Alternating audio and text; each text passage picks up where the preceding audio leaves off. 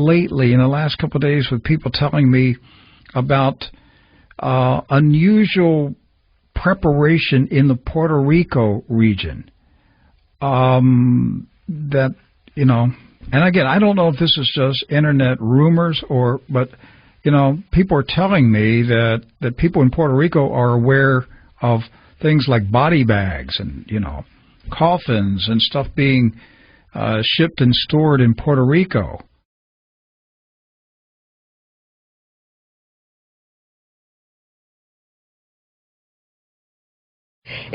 Sí dicen que funcionarios federales han señalado que el área de FEMA, o sea, la región 3, que cubre la zona este, la costa este de Estados Unidos, vamos a hablar de Washington, D.C., Delaware, Maryland, Pensilvania, Virginia, Virginia Occidental, Nueva York, pues se prepara en silencio.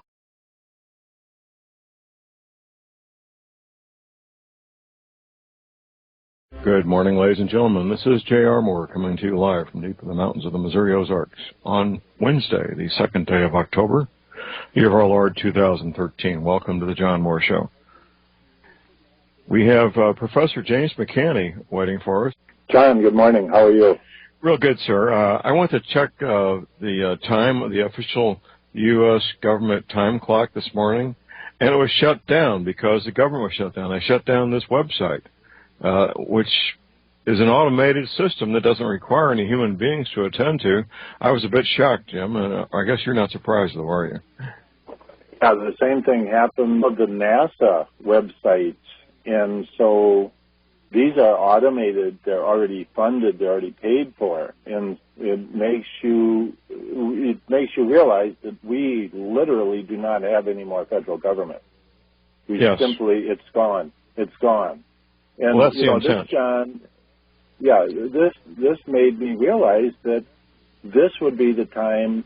I think they're advancing the time in which they want to pull the power outage and the cyber attack and all the other goofy stuff that would bring in basically a new banking system, new world order, and basically martial law. Anyway, Jim,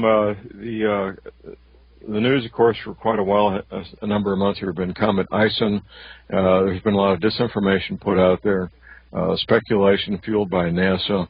Give us an update on Comet Ison, if you would, please, sir. But here's what's going on. Comet Ison approached and has now passed Mars. Mars went comet, and I observed it. I had other people observe it. And it might be one of the reasons that the government shut down, because the coma around Mars is now extremely visible. This is an event we have not seen in thousands of years. I'm amazed at this. And by the way, all of the hype you hear, the end of the world, it's a planet coming in, it's Nibiru, none of this is true. Right. Comet Ison is a relatively small comet. It has no direct path involving Earth at all. And so I just want to clarify that. But it's an extremely interesting comet, and I almost think, this is so important to hide this information from the public. It's so important to the so-called world leaders that I even have considered that the entire shutdown of the federal government is to hide the information regarding Comet Ison. Well, in the fact that the timing is very strange. This event is astronomically, in terms of astronomical history, is an event that is, like I say, extremely important because we have not witnessed a comet come this close to a planet in that long. Now, I want to tell you what the data that NASA is hiding and the military, what it is showing. Please. It is showing auroras on Mars. It's showing the interaction of the electrical discharges between the comet and Mars. It's showing all of a sudden the comet brightening tremendously, which it is right now. It has grown tremendously over the last day. And then Mars developing a comet coma. literally about the size of a quarter the size of the full moon in the sky, and it's very visible. So this is an astronomical event of historical proportions, and NASA is shut down. And I think that the November time frame that Comet ISON will be extremely visible to the public, more so than previous comets, is what they're very afraid of, because the public worldwide is going to wake up and understand that comets are not dirty snowballs.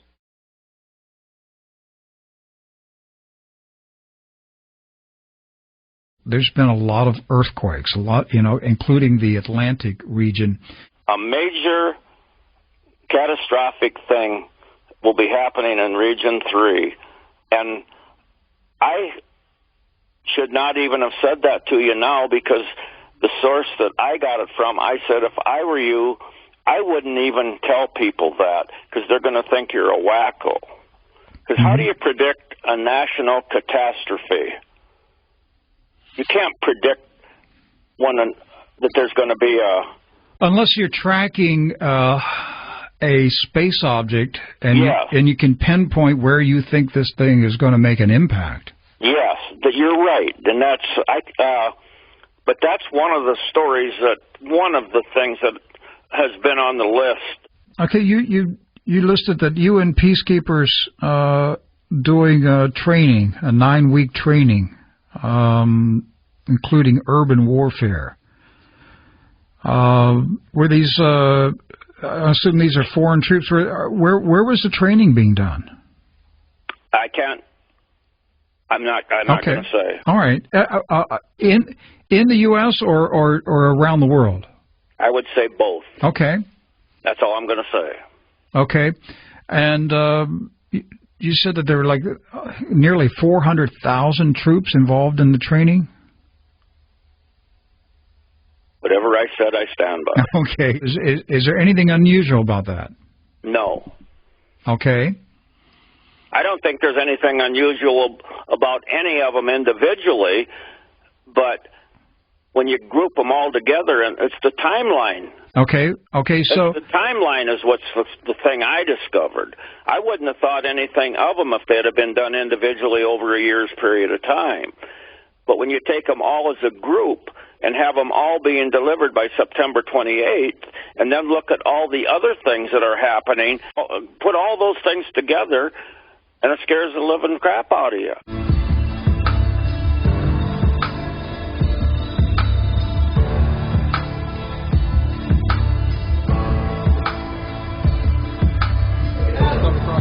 Hold left, go right. Hold left, go right. Hold left, go right. I'm not going to tell you again. You got to leave. It's from a military perspective, it helps the joint forces, the military forces, do everything we can to better prepare ourselves to support civilian agencies in the time of disaster.